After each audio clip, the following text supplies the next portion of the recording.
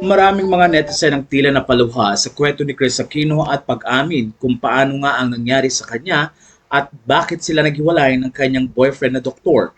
Ayon kay Chris, maraming mga uncertainty ng buhay na mahirap talagang minsan ay maintindihan pero kailangan niyang ibahagi ang katotohanan.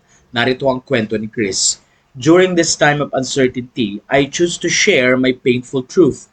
The doctor I love left me because he wanted the freedom to travel, to break free from needing to care for, and the reality of Chris Aquino, who had multiplying autoimmune diseases with so few treatment options. Enough time has passed, he did not love me. In my defense, he did receive the correct professional fees even when we were a couple. End of that chapter, never akong natakot umamin ng katotohanan.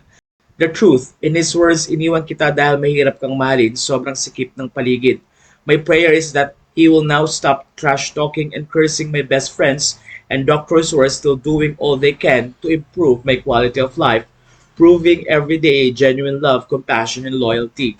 Last night, my rheumatologist tried ultrasound-assisted targeted steroid shots on my knees. My body reacted the same way I did when we tried 34 months ago, the steroid challenge.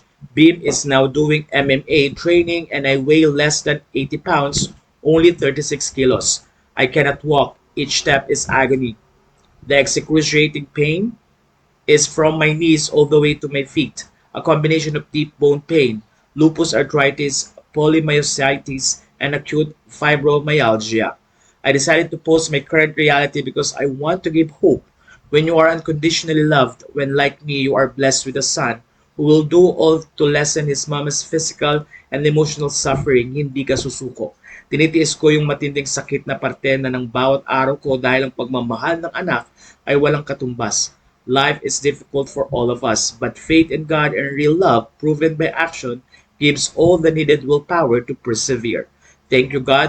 Thank you to all for your continued prayers for my healing and to my Northern Star, Bim, for being much more than your mama deserved. I love you, ate. At Sel the Sun for taking care of Kuya Now. Tuloy ang laban. Sa puntong ito ay nag-comment sina Jinky Pacquiao, Mele Francisco, Aga Mulak at marami pang iba. Ayon sa ilang mga netizen, despite of what you're going through, it is a blessing for us watching from the outside, seeing that your nearest and dearest loves you unconditionally, most especially your children.